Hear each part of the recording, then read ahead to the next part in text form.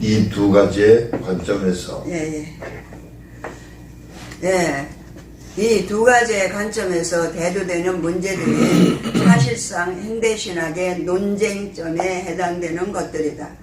예를 들면 계시냐 역사냐 하는 문제, 신앙이냐 신학이냐 신학이냐 하는 문제, 교유신학이냐 역사신학이냐 하는 문제 등을 들 수 있다. 이런 모든 문제들은 결국 신학이 하나님에게서 출발해야 하느냐 혹은 인간에게서 출발해야 하느냐의 문제에서 빚어진 것이다. 신학의 모든 내용을 하나님에게서 출발시키고자 하는 노력은 현대 신학자들이 그렇게 노력해 온 부분은 아니었다. 이미 종교개혁자들의 신학 사상이 그러했으며 더 거슬러 올라간다면 교부시대의 신학적 사유들이 이미 그러했다고 볼 수 있다. 다만 칼 바르트를 비시한 신중심적 사유를 고집하는 현대 신학자들은 그러한 전통을 그대로 이으면서 신학을 발전시키려는 생각을 한 사람들이었다고 할 수 있다. 반면에 인간중심적 사유를 신학에 도입하는 신학자들은 신중심적 사유를 하는 사람들이 전통을 고집하지만 전통이라 따지고 보면 결국 하나님이 그렇다고 확실하게 말씀한 것이 아니라, 예를 들면 성경에 근거한 도구마들은 비록 성경에 근거했지만 교회사적으로 본다면 그 당시의 시대적 상황에서 특정 교유를 인간의 철학적 사유로 세워놓은 것이다. 교유학적 정점에 서서 사유한 인간의 사유라는 것을 주지시킨다. 그들은 성경이 하나님 말씀이고 그것이 절대적인 권위를 가진 것이라면 적어도 성경의 역사 비평적 연구를 통해 객관적으로 그 권위를 인정받아야 한다고 생각한 것이다. 그래서 성경 해석에서 가장 미묘한 부분에 해당되는 역사 비판 연구에서 인간중심적 신학은 신중심적 신학과 분명한 선을 긋게 된다. 하나님에게서 출발하는 신중심적 신학은 재미있게도 사실상 성경에서 출발한 신학이라기보다는 오히려 성경에 근거한 교리에서 출발한 신학이라고 볼 수 있는데, 인간중심적 신학은 바로 그 점을 비판한다. 교리는 분명히 그 시대에서 하나님의 권위를 세우려는 교유학자들의 의도로 인해 체계화된 신학 사상이다. 그 교리들은 인간에게 유익을 주기 위해 또는 기독교의 진리들을 수호하고 전도하기 위해 오랫동안 신학자들이 고민하고 신학적, 철학적 사유를 반영시키면서 체계화된 형태이다. 인간중심적 신학은 바로 그 점을 간과하지 않는다. 인간중심적 신학자들은 신학이 교리에서 출발해야 되는 것이 아니라 성경에서 출발해야 한다고 말한다. 또한 신학이 성경에서 출발하려면 성경을 싸고 있는 많은 주변적 사상들, 특히 고대 군동의 신학적 정치적 배경이나 영지주의나 문서 비평학이나 고대 기독교의 사상까지 연결해서 생각해야 한다고 주장한다. 그러나 그들이 출발은 성경에서 해야 한다고 하지만 나중에는 성경에서 출발해야 한다고 했지만 나중에는 하나님에 대해 말하는 신학이 된 것이 아니라 하나님에 관한 인간학이 되면서 신학이 하나의 종교학으로 전락하게 되는 위기를 맞이하게 되었다. 아이러니컬하게도 나중에는 하나님이 무엇이라고 말하느냐를 묻는 것이 아니라 성경 저자들이 무엇이라고 말했는가를 묻는 신학, 즉 종교학이 되어버린 것이다. 이 점은 현대 인간학적 신학이 가지는 신학의 정체성이기라고 판단된다. 다시 말해 인간학적 신학자들은 성경을 신학의 출발점으로 삼고 성경에서 분명한 하나님 말씀의 흔적을 찾기 위해 방법론적으로 역사 비평 방식으로 연구하게 되는데, 그 연구에서 얻는 결론은 성경은 인간 실존을 위한 역사적인 문서라는 것이다. 그래서 그들은 실존과 역사를 강조하게 된다. 전통적인 신학에서 취급하는 신론의 주요 테마는 오직 인간 실존과의 관련성에서만 이해하게 되는 것이다. 그래서 실론은 곧 인간론이 되었다. 반면에 신중심적 신학에서는 실론이 곧 신학이 되는데 인간론은 실론 안에 포함된 한 부분에 지나지 않는다. 즉 하나님이 말씀하신 것이 신학이고 신을 아는 길로서의 신학인 것이다. 이런 관점은 자칫하면 사변신학에서 신학계로 나갈 우려가 상당히 많다. 이런 사변성은 술라이마허나 헤겔에서 보게 된다. 신학이 신을 알아야 하는 신의 길이라면 그 말을 하는 사람은 사실 신 자신이 아니라 바로 인간임을 사변주의라는 인간임을 이 사변주의에 간과하고 있다. 다시 말해 사변주의는 간과하고 있다. 다시 말해 유한한 인간은 신학은 신을 아는 길이라고 정의하고 신의 길이라고 정의하고 있는 것이다. 그래서 이런 신학은 메타 심리학이나 형이상학으로 나갈 여지가 대단히 많은데 바로 이런 실수를 술라이어 마허와 헤겔에 이어서 또 다른 바르트가 범했다고 할 수 있다. 그들은 신학이란 유한한 인간이 하나님에 대해 말하는 것이 아니라 무한한 하나님이 유한한 인간의 사유를 통해 자신을 계시하신 것이라고 생각했다. 그래서 그들의 사상은 때로 성경 증거로 증명될 수 없는 사변성과 행위상학적인 요소를 상당히 많이 함축하게 된 것이다. 그러니까 인간의 이론은 어떤 학문이든 어떤 철학이든 어떤 신학이든 이런 오류가 많이 있었어. 그래서 이제 결과적으로 우리는 영적 존재이기 때문에 성령 안에서 인간이 아니라 사람이 될 때만 비로소 바르게 성경을 이해할 수 있다는 얘기. 이해되죠? 그러니까 우리가 이제 어떤 목사님이 설교하시든지 간에 설교가 그 사람의 신학을 반영하거든요. 그러니까 이게 성경을 해석하는데 한계가 올 수밖에 없게 돼요. 그래서 신학적인 사유, 공부가 필요하고요. 연구가 필요한 거. 성경을 많이 읽는. 할렐루야. 그래서 우리가 신학을 하면 우리 이 영성이 힐면하는 거를 구학적으로 주는 거예요. 구학적. 그 말은 뭐냐면 이게 신학 안에 들어가서 학문적으로 정리가 되고 또 신학이 체험적으로 영성적으로 정리가 돼야 됩니다. 양면적으로 이해가 되죠? 이론이 실제가 돼야 돼요. 실제가 이론이 돼요. 양면적이 종합이 돼야만 우리 신앙이 올곧게 돼요. 이해되죠? 그렇기 때문에 이제 그런 양면적인 게 필요한 거야. 그래서 이제 신학 안에 영성을 한 파트를 집어넣어서 그래서 신학 이론을 했어도 이 영성을 안 한 사람은 박사학위를 앞으로 안 주고. 왜? 영성신학 박사 만들 거야. 할렐루야? 이건 명예박사가 아니에요. 그러니까 이론적으로 논문을 쓸 수 있어야 돼요. 이해되죠? 그러니까 체험적인 부분도 정리가 돼요. 그러니까 논문이 살아있는 논문이 돼요. 그래서 나중에는 그걸 가르칠 수 있는 사람이 돼요.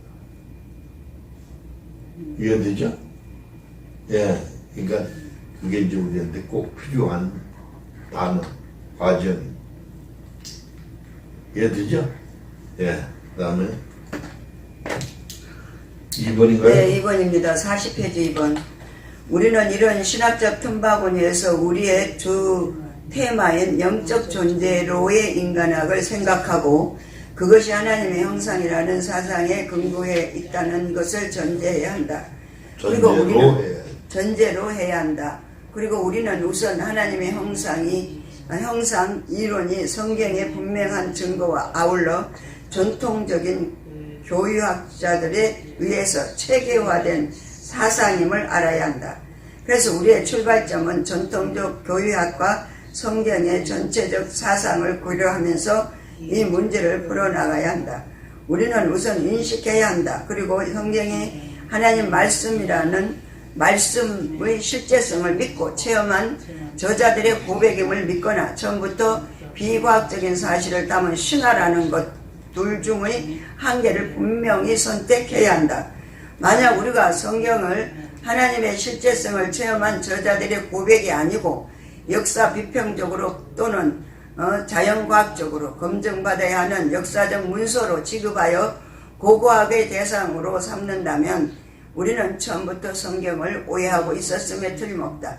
성경과 하나님 말씀과의 관계를 생각한다면 이것은 상당히 복잡한 문제가 아닐 수 없다. 네, 그러니까 성경이 구속사라는 관점으로 보지 않고 단순히 어떤 인격의 변화나 어떤 구약에서 말하는 그 잠언서의 교훈을 받거나 혹은 어떤 구약 시대에 그들의 신앙의 그런 어떤 모습을 순종과 불순종 이런 것만 보다 보면 우리 신앙이 왜곡되는 거예요.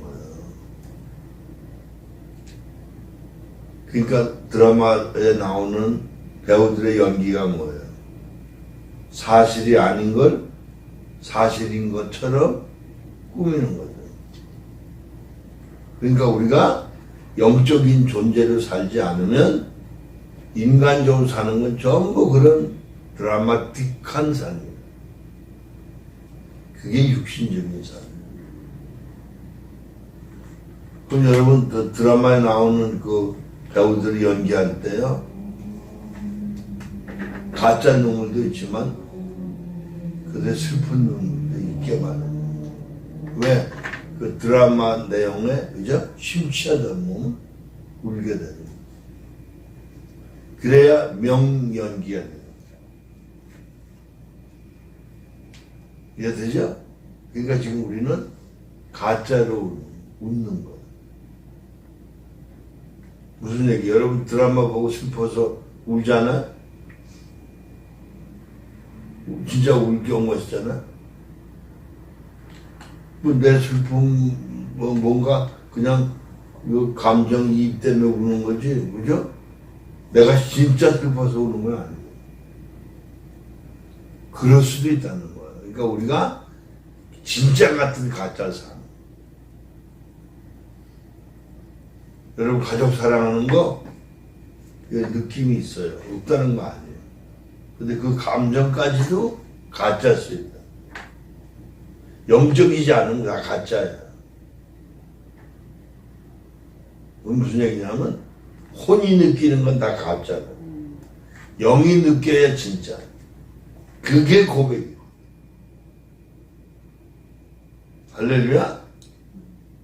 그러니까 나중에 시간이 흐르면요 이 혼이 영과 일치되는 단계가 옵니다. 그래서 우리가 올바른 신앙이 돼야 될 줄로 믿습니다. 아멘. 네, 40페이지에 보면은 각주 19번이 맨 위에 나옵니다. 그걸 읽고 우리가 여기를 넘어가야 여러분이 이해가 쉬울 것 같습니다. 네. 예, 참고입니다. 유 판네베르크는 현대 신학의 거공이었던 칼 바르트의 신학을 헤겔의 사변 철학과 비교하면서 바르트는 하나님의 주권이라는 이름으로 근대의 자율적인 인간의 주관성을 하나님의 자율적인 주관성으로 바뀌면서 근대적 인간의 자율성과 열심히 싸웠지만 사실 그 싸움은 칸트 이후로 강하게 취급되는 주관적 철학의 수단을 주관성의 철학의 수단을 가지고 싸운 것이라고 진단한다. 심지어 그는 헤겔의 철학에서 말하는 정신의 주관성과 바르트의 삼위일체 체계에서 말하는 하나님의 주관성은 서로 비슷한 사변성을 가지고 있다고 규정한다. 그래서 이제 41페이지에서 이 성경 말씀의 실제성을 믿고 체험한 제자들의 고백임을 믿거나 처음부터 비과학적인 사실을 담은 신화라는 것 둘 중에 한 개를 분명히 우리는 선택해야 됩니다. 만약 우리가 성경을 하나님의 실제성을 체험한 저자들의 고백이 아니고 역사 비평적으로 또는 자연과학적으로 검증받아야 하는 역사적 문서로 취급하여 고고하게 대상으로 삼는다면 우리는 처음부터 성경을 오해하고 있었음에 틀림이 없다.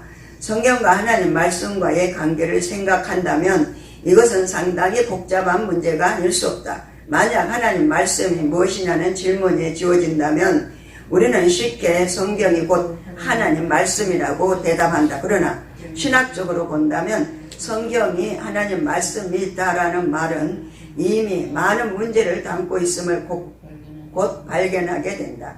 고대 프로테스탄트의 신학은 기록된 말씀과 하나님 말씀을 동일시한다. 그러나 이런 이해는 종교개혁자들로부터 비판을 받는다. 종교개혁자들의 관점은 하나님 말씀이라는 엄격한 의미에서 기록된 문서가 아니라 구두적인 말씀, 즉 살아있는 말씀이었다. 살아있는 말씀이란 지금 여기서 선포되고 말을 거는 하나님의 말씀이라는 데 의미가 있다. 어쨌든 성경은 하나님 말씀이다라는 말을 우리가 하나님이 직접 성경을 썼다는 식으로 단순하게 이해한다면 과학주의에 젖어 사는 현대인에게 그다지 설득력 있는 말로 들리지 않는다. 그래서 자유주의자들은 역사 비평 연구를 통하여 그것을 확인하고자 하는 것이다. 그래서 로고스는 여기에서 기록된 말씀이 로고스의 말씀입니다. 그리고 이 로고스의 말씀이 들려지는 음성으로 들려지고 깨달아지고 나에게 계시되는 말씀은 내 말하고 음성을 하고 얘기합니다. 그러니까 에벨링은 말씀이라는 말을 하나의 말씀 사건으로 이해한다.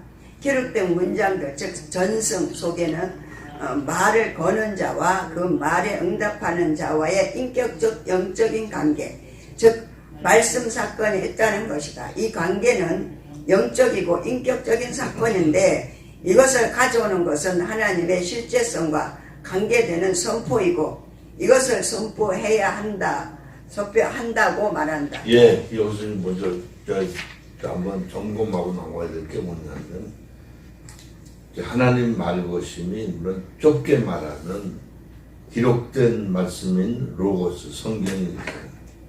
이게 다시 우리에게 선포될 때 그걸 레마로 들리게 하신다는 개념도 있고 또한 이거 은사적인 개념에서 계시가 있다는 개념을 레마로 이해하는 경우도 있는 거예요. 그 레마라는 개념이 선포라는 개념하고 두 가지가 있다는 걸 이해해야 됩니다. 아시겠죠? 아멘. 그래서 하나님이 말씀을 선포하실 때, 즉 설교하실 때 하나님 그걸 통해서 우리에게 깨닫게 합니다.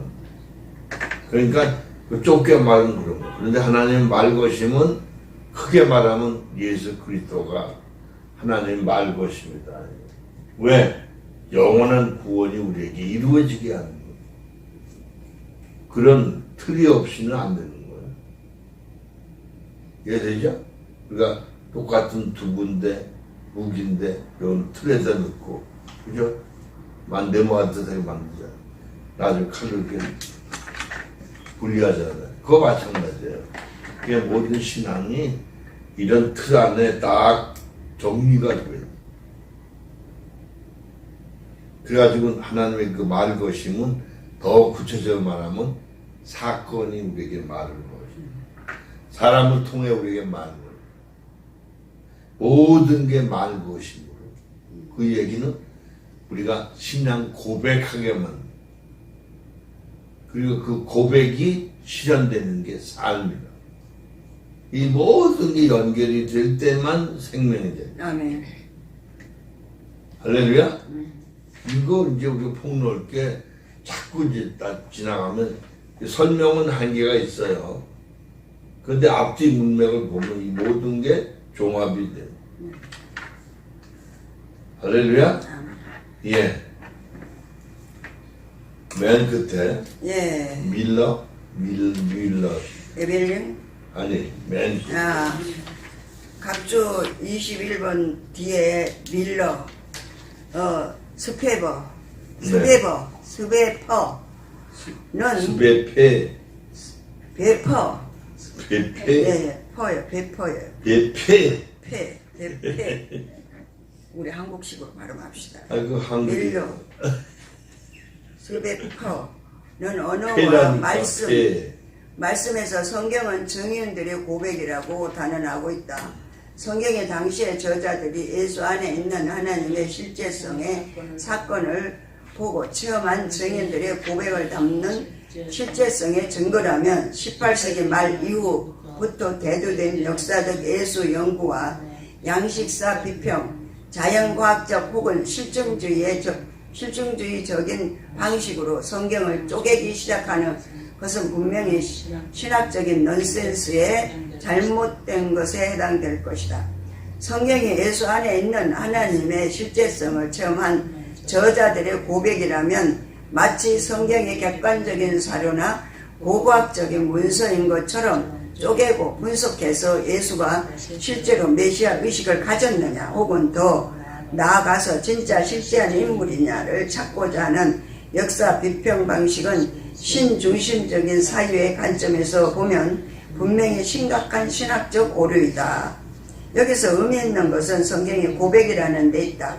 성경이 고백이라는 하면 우리가 아는 바 성경은 처음부터 어떤 동기나 호황된 사실을 조작하여 만든 문학작품이 아니라 그 고백을 이해하는 사람들만 당시 저자들의 고백에 함께 동참할 수 있음을 말하는 것이다. 그래서 성경이라는 전승과 관련하여 가다모의 말대로 말씀의 역사는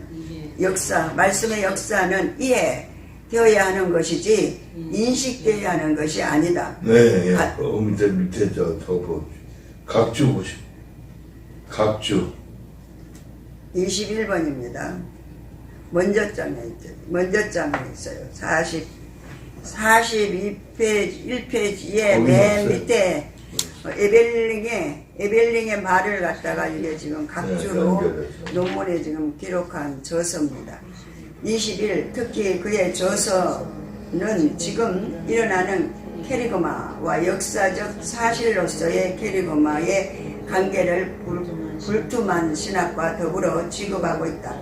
특히 그의 결정적인 태저를 정리했다. 참고하면 도움이 될 것이다. 에벨링의 논문을 갖다 여기 적용한 겁니다. 42페이지, 42페이지에 22각주입니다. 이 책에서는 인간의 언어가 근원적으로 하나님 말씀에서 나왔으며 하나님의 말씀은 곧 인간의 실제성을 가리킨다고 말한다. 동시대의 말씀 신학자는 과거 독일에서 간행됐던 잡지에서 이분의 책을 서명하고 있다. 스베퍼는 서평하고 있다. 네? 서평하고 있다. 스베퍼는 이 책에서 인간의 언어와 스베페는 이 책에서 인간의 언어와 하나님 말씀과의 본질적 관계를 취급하고 있다. 23쪽이 각주가 어디에 나옵니까? 23번이요. 중간에요. 본문을 읽고 이게 각주를 읽어야 더 이해가 쉽습니다. 42페이지 중간에요. 네, 42페이지 중간. 네, 42페이지인데요. 42페이지를 우리가 읽어야 됩니다. 그러니까 성경 여기를 읽겠습니다. 미리 각주부터 읽으면 안 되고 본문을 먼저 읽고. 아까 읽었어요 다. 어디까지 읽었어요? 42페이지 다 읽었어요. 42페이지 다 읽었다니까. 다 읽었어요? 네. 네. 그러면 22번의 그 각주를 읽습니다. 이 책에서는 인간의 언어가 근원적으로 하나님의 말씀에서 나왔으며 하나님의 말씀은 곧 인간의 실제성을 가리킨다고 말한다. 동시대 말씀 신학자는 과거 독일에서 간행된 잡지에서 이거 읽었네. 네. 23페이지. 각주 23입니다. 역사 비평 연구는 바르트에게 혹독한 비판을 받는다. 바르트는 로마서 강해에서 신학적 과제는 성경 말씀의 역사 비평 이해에서 고갈되는 것이 아니라 오히려 더 깊은 차원으로 앞서 나가고 있어야 한다고 말했는데, 그의 의미에서 그의 교회 교유학은 역사 비평 연구 방식에 완전히 대립하여 철저한 거리를 두고 있는 저서들이라고 해도 과언이 아닐 것이다 라고 말하고 있습니다. 이게 무슨 얘기냐면 딱 보니까는 이게 성경적으로 인간을 봐야 되는데 인간적으로 성경을 보면 안 돼. 이해되죠? 그러니까 나에서 출발하면 안 돼. 하나님 말씀에서 출발해서 우리 인간을 연구해야 올바르게 하는. 아멘. 할렐루야. 아멘. 그러니까 잘못 이해하면 내 목적을 위한 수단으로 성경을 보니까 맨 이상하게 목소리만 밖에 안 보여. 그렇죠? 그러니까 쉽게 말하면 이게 잘못된 게 뭔지 아세요? 저번에 우리가 이제 닭을 먹었습니다. 저녁에 몇 분이 모여서. 뭐가 문제야? 복날이 닭 먹는 날이 아니거든. 복날의 의미를 모르고 닭만 먹으면 우습잖아. 그렇죠? 지금 우리가 그 꼴이다. 그러니까 신앙의 본질을 모르고 신앙을 역이용, 내 삶의 목표를 위해서 수단으로 신앙을 끌어당겨 하나님까지도 이용한, 이게 종교생활. 그러니까 우리가 자기만족, 자충족이라는 게 그 말이야. 자기만족에 빠지는 거야. 어? 내가 주일날 교회 갔다 왔더니 마음이 편해. 내가 봉사했더니 마음이 편해. 꼭 무슨 빚 갚은 기분이야. 이게 신앙이 아니에요. 자기 만족을 위해 신앙하는 게 아니에요. 할렐루야. 오직 변화를 받고 예수 그리스도를 닮아가 주시는. 그러니까 길이요 진리요 생명이라는 말은 그냥 내비게이션이 아니에요. 쉽게 말하면 부모가 아니야. 나를 낳아주고 길러준 분이 부모. 부모에 대한 개념이 그죠? 그냥 아버지 어머니가 아니야. 그건 호칭이고 진짜는 나를 낳아 길러주신. 그러니까 굉장한 거죠, 부모님.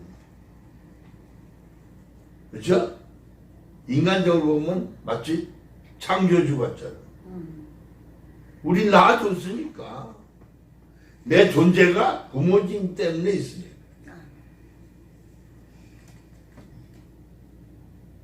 그래서 성경은 내 부모를 공경하는, 이게 약속 있는 첫 계명.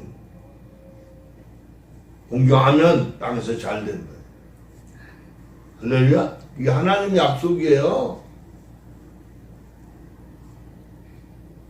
여러분은 부모님 안 계시니까 참 잘 됐죠. 부모님 하나씩 만드세요. 부담이 없으니까.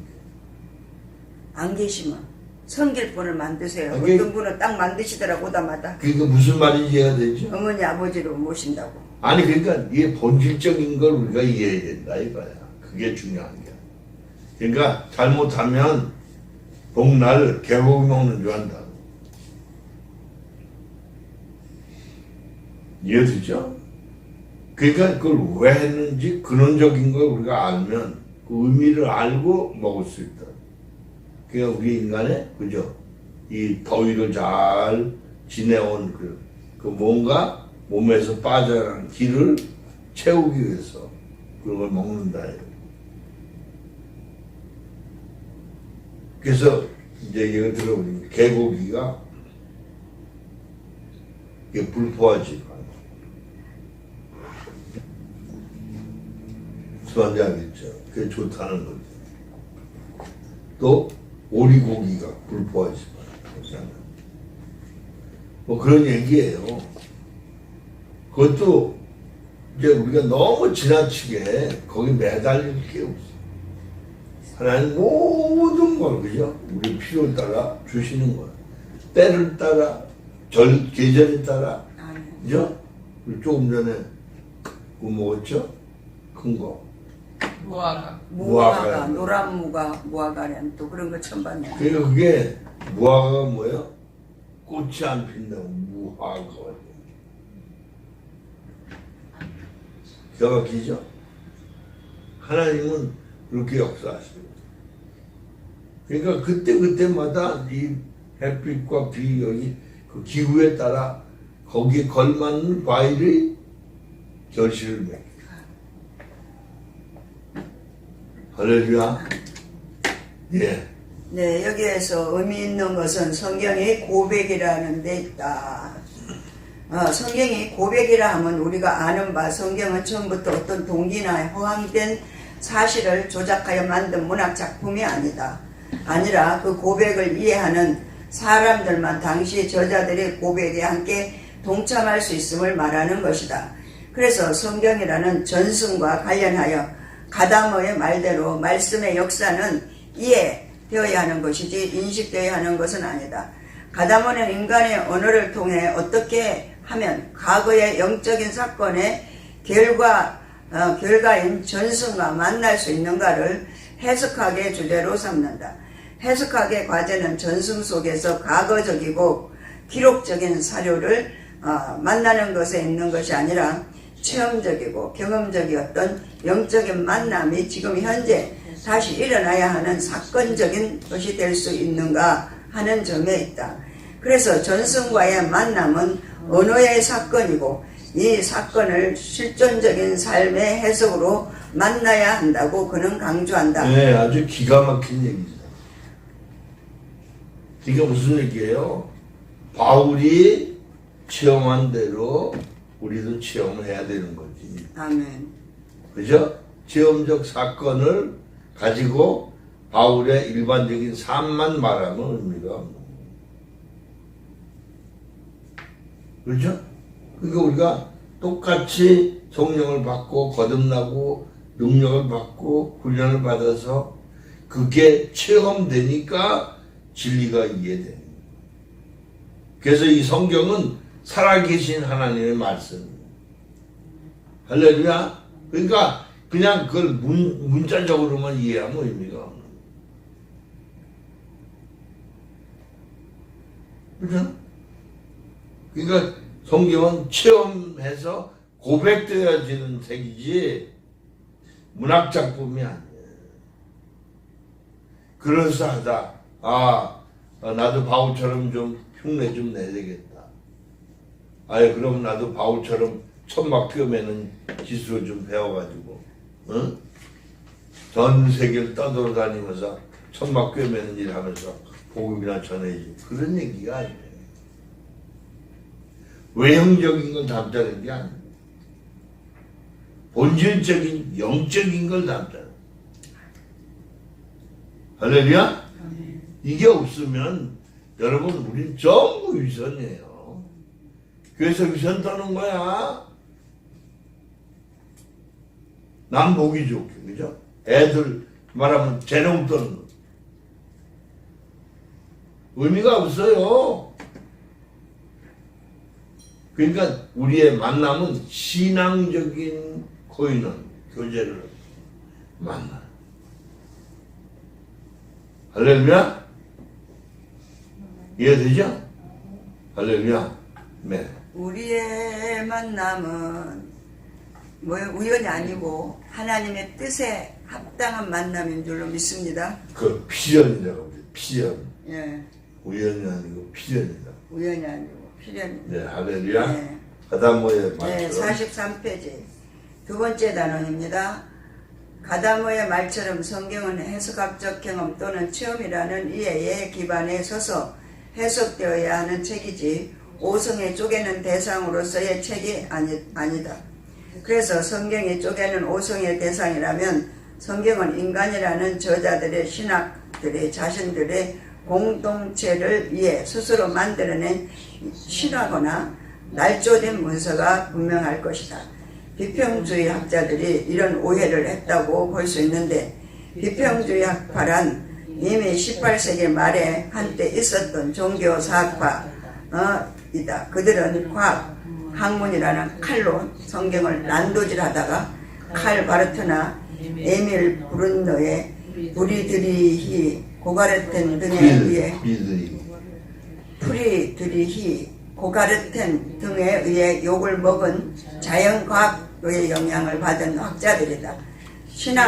신약학 부분에서는 나이 마루스, 스토라우스, 브레데, 바이스, 스바이처와 같은 자들이 있고 구약학 부분에서는 가블러, 바우어, 암몬, 드베테, 바트케, 벨하우젠, 궁켈, 하르낙과 같은 자들이 있다. 그들은 성경이 저자들의 고백을 담는 기록이라는 사실을 넘어서서 들리게 안 들리잖아. 마이크. 기록이라는 사실을 넘어서서 계시는 반드시 인간의 이성에 의해 검증을 받아야 된다고 생각한 사람들이다. 네, 그러니까 이게 뭐가 문제냐면 슈바이처 같은 사람은 대단한 사람. 그렇지만 그의 신학은 올바른 신학이 아니야. 여기 이제 궁켈이나 이런 잘못된 사람들의 학자들의 견해는 이런 건 성경 중에 하나님 말씀이 있다는 거야. 우리 정통적인 교회는요, 모든 성경이 하나님의 말씀이있어요. 그게 유기적 영감이라고 그래요. 그런데 이 사람들은 문서 비평학자들은 성경을 보면 왜 어떤 책에는 빨간 글씨 따로 있잖아요. 예수님 하신 말씀.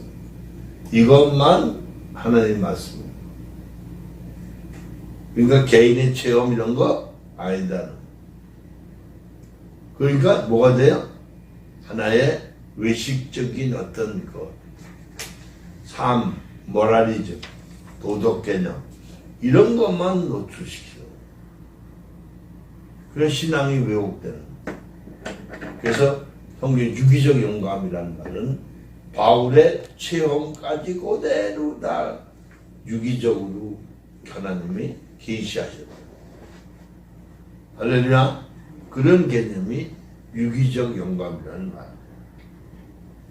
그래서 우리가 신학이 필요하다는 건 그런 얘기예요. 할렐루야. 이해되죠?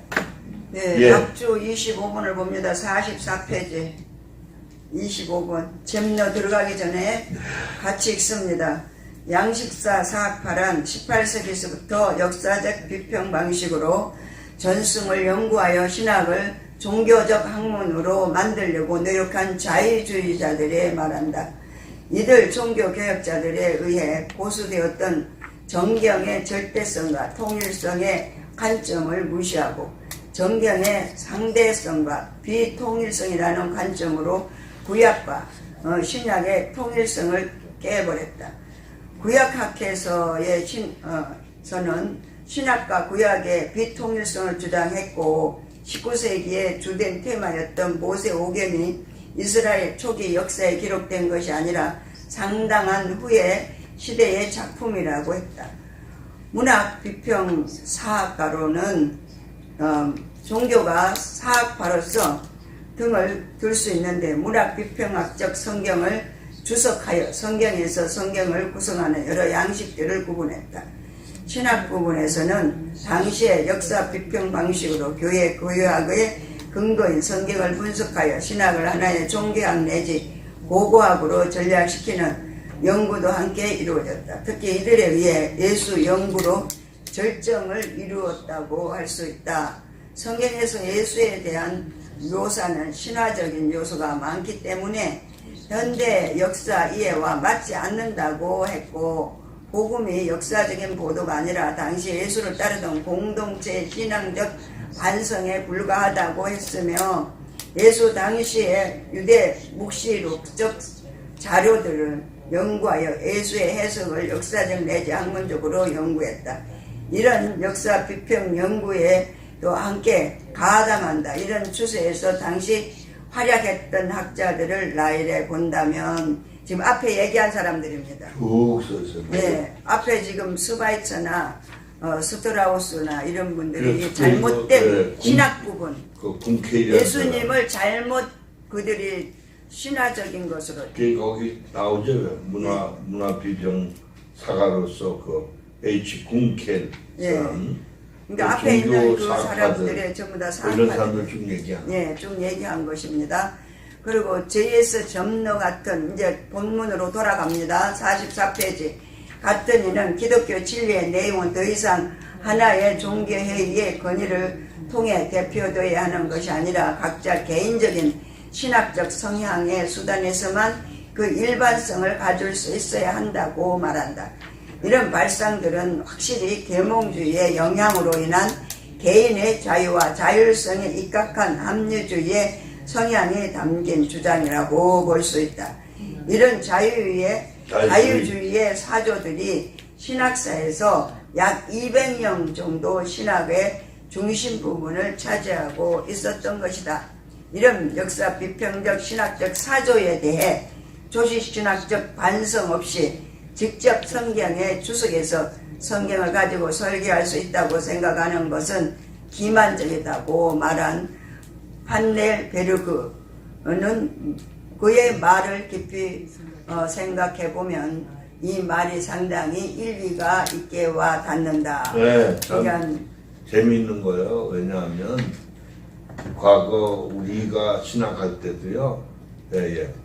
우리가 신학할 때도 문제가 뭐 많았냐면 그 문서 비평이라는 걸 가지고요.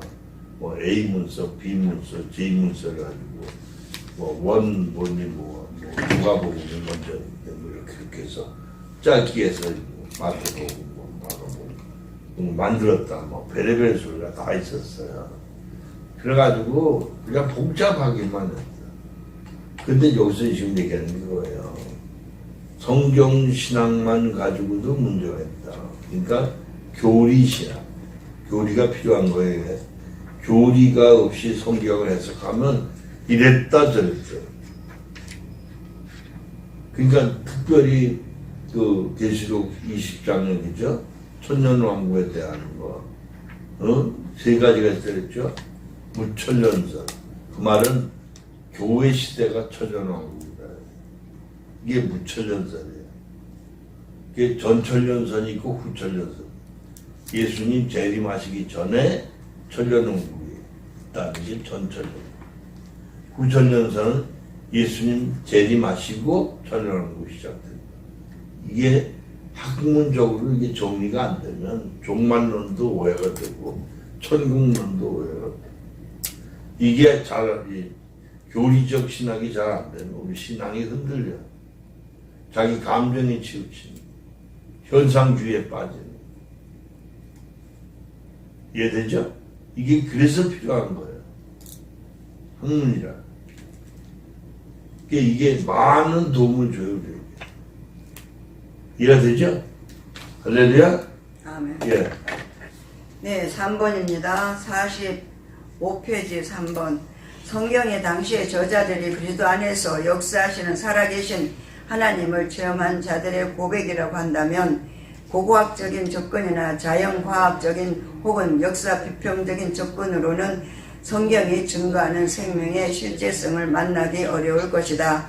단지 하나님 말씀 역사의 사건으로 믿느냐 아니면 안 믿느냐 하는 최초의 결단과 함께 전승을 이해하는 것이 중요하다. 하나님 형상으로서의 인간은 바로 이러한 최초의 고백, 즉 성경은 그리스도 예수 안에서 발견되는 하나님의 실제성을 체험한 저자들의 고백이며 전통과 성경 전체적인 사상적 맥락에서 이해되어야 한다는 출발점에서 시작되며 하나님의 실제성은 당시에 일어났을 뿐 아니라 오늘도 역시 일어난다는 것을 믿는 신앙에서 시작되어야 한다. 네, 그렇죠? 이해되죠? 그러니까 가장 전통적이고 성경적이고 신학적, 교리 신학적으로 이게 틀림이 없는 답이다. 그래서 이분이 아주 좋은 점이 고신 출신이라는 거예요. 이해되죠? 그러나 여기서 이제 찾아볼 수 없는 거는 은사적인 개념은 없습니다. 이해되죠? 그러니까 그 얘기 무슨 얘기냐면 우리 각자가 기본적인 삶은 거의 유사해요. 그죠? 그런데 뭐가 달라요? 가령 운동하는 비법이 다 다를 수 있어요. 어떤 사람은 많이 걷고 어떤 사람은 레퍼스 센터 가서 운동하고 어떤 사람은 집에서 아까 저 얘기 들으니까 목사님이 그 남편 목사님이 자기 없을 때 몰래 엮기를 몰래? 그런 얘기를 하더라고요. 몰래 왜 몰래 아, 하지? 그건 좋은 거죠. 아니, 그러니까 이제 거추장스럽게 보이지 않으려고. 그럴 수 있는 거죠. 이게 뭐, 건강을 위해서 주는 거 아니에요. 네, 그 저도 이제 가끔마다 이제 걸어보려고 노력을 하고 있는데. 누구도 좀 몰래 했으면 좋겠네. 아까도 그렇더라고요. 이거 될 수 있으면 안 짚는 게 좋다. 왜? 이게 균형 감각. 그죠? 그걸 빨리 익히기 위해서. 이걸 의지할 수 있다. 그래서 이제 약간 이제 혼자서 핑계 삼아. 아, 이걸 가져가는데 대신 안 짚고. 이거 들고 다니면 어떨까? 무슨 말인지 이해되지? 근데 보니까 이걸 안 짚고 이제 그 실내에 있을 때 하면 수평 감각이 많이 생겨요. 예, 그래서 이제 여기 이제 아픈데 이제 대충 아무렇잖아요. 이게 벌써. 그러니까 이제 훨씬 편하게 돼서 조금 더 자율성이 생겨요. 이제 아까 저기 계단 올라오면서 이렇게 올라오잖아요. 이렇게 올라오면 운동이 돼요. 그래서 이제 아까 조금 무리해가지고 이 왼쪽 발이만 2단계라고 올려볼까? 안 되더라고요. 잘못하면 넘어질 것 같아서. 그렇죠. 예. 그 내려갈 때도 아직은 지금 반대로 내려가거든요. 그런데 이제 이게 운동을 제대로 하려면 반대로 내려가는 것보다는 그냥 똑바로 내려가야 운동. 그래서 그것 좀 조금 이제 지금 조절하고 있어요. 그와 같은 거예요, 세상에. 그러니까 운동하는 방법은 다 다를 수 있고. 그래서 제가 요즘 이제 제일 걷는 건 그런데 운동은 되는데 얘 푸시업을 안 했잖아요. 그래서 이제 어제 그저께부터 저녁에 자기 전에 침대에 이제 혼자 있으니까 침대에서 엎드려가지고 푸시업을 한 30번 하는 거예요. 그러니까 왜냐면 이 상체라도 조금 근육이 생겨야 돼. 이게 전체적인, 그죠? 조화를 이룰 수 있다. 그러니까 신앙도 마찬가지다. 되죠? 어느 부분에 치우치면 안 돼. 은사에 치우쳐도 안 돼. 영적인 데 치우쳐도 조화를 이루고. 삼박자. 말씀, 은사, 그리고 우리 삶. 세 가지가 조화를 이루어요. 그래서 주로 믿습니다. 할렐루야. 그 조금 더 읽어지죠? 아니, 각주가 있 쉽시다. 각주도 있어요. 아니, 쉽시다요. 1시 반까지지. 네.